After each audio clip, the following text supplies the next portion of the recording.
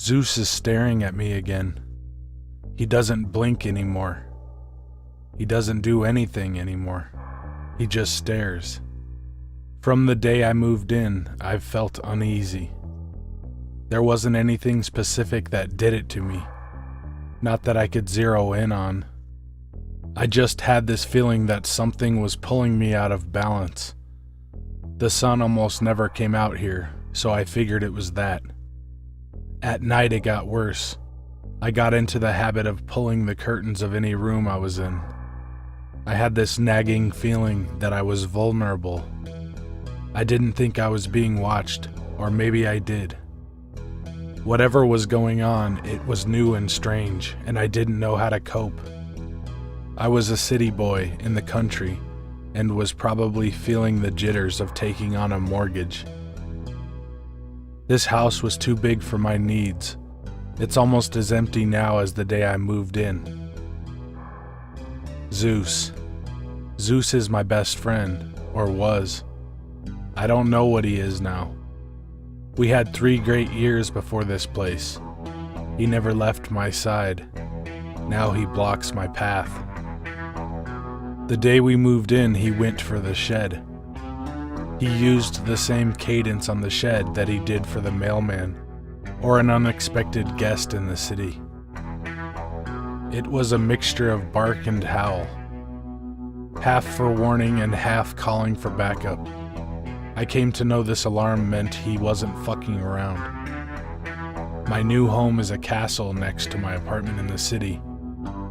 It's about average in my new neighborhood, although not as pretty. It isn't even visible from the road. The weathered and chipped paint appeared older than the sturdy wood underneath. The curving driveway is charming, and the trees alongside seemed to me like ancient wizards guarding a secret forest. There was no garage or a shower that hadn't been retrofitted over an ancient cast iron tub. The only things on the property under 100 years old were me, Zeus, and the padlock across the door of the shed. Poisonous spiders in there, I was told. Infested, said the man. Zeus was barking at the door. I don't see any spigots, I said. Zeus, shut the fuck up. You can call a plumber, said the man. If you add a spigot for watering, don't get caught. Got a drought going on. None of my business. No, just for my dog's bowl. Don't drink this water and don't let your dog neither, he said, walking back to his truck. He pulled the for sale sign as he passed, without looking, and again said, infested. Zeus made it into the shed while I wasn't paying attention. He'd been barking and crying all day, and I honestly had tuned him out. While I tugged a garbage bag of random shit up the stairs, I suddenly became aware of the silence.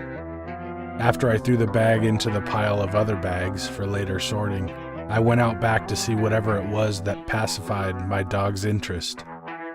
This had to be good. The bottom plank of the shed door had been torn away, just enough room for a full-sized German Shepherd to squeeze through. I bent low and shined a light in while calling his name, but he wasn't in there. Didn't seem like much of anything was in there. I called and called his name. I hiked back into the property until I was knee-deep in mud and shrouded in thistles. I drove up and down my street crying his name, but nothing. I gave up about 2 a.m. After my shower that night, I spent some time treating my numerous mosquito bites. When I left the sink and mirror of the bathroom, he was there in the hallway to greet me. I ran and fell to my knees to hug him, but he didn't move. I pulled his mane towards my chest, but his neck was stiff. That's the first time I smelled it. It's hard to explain, but it cannot be described as a smell, but it was kind of a smell. If the feeling that caused me to draw my curtains had a smell, if being slowly and maliciously encircled had a smell, and add the faint aroma of a far-off roadkill, no, that doesn't describe it, but it's the best I can do. It doesn't matter now. The next day, ZEUS just sat at my feet and stared. He didn't eat. He didn't drink. He didn't fucking blink. ZEUS didn't follow me to bed that night when I got off the couch. He just sat where he was and stared at the vacant seat. When I awoke for my 3 a.m. piss, he was waiting, unblinking, and it seemed without breath. I went back to sleep. The next day was sunny, and I attempted to continue unpacking. ZEUS followed me to every room with that stare and that smell. He hadn't touched his food or had a drink of water yet. And that night I didn't pull the drapes. The notion that somebody was looking inside the house from the outside was gone.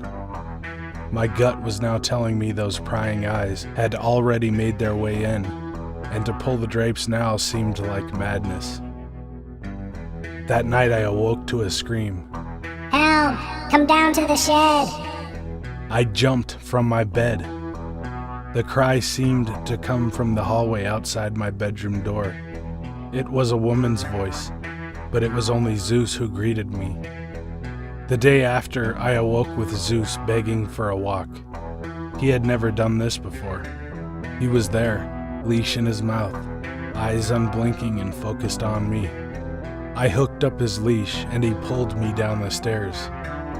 Down the stairs, through the kitchen, across the yard, and stopped with his nose against the door of the shed. The ancient wood that enveloped it trembled almost excitedly. I dropped the leash and ran to my room. ZEUS followed and sat in my doorway. Hurry! Hurry! Said the voice from behind the teeth of my dead dog. Come to the shed!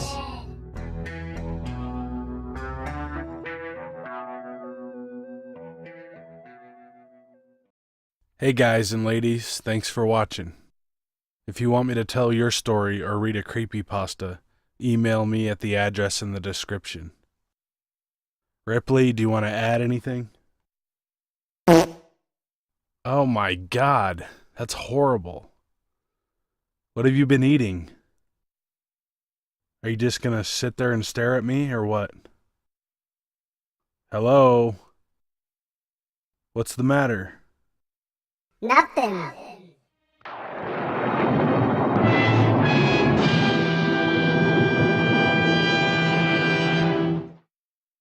Be good to animals, even people. See ya!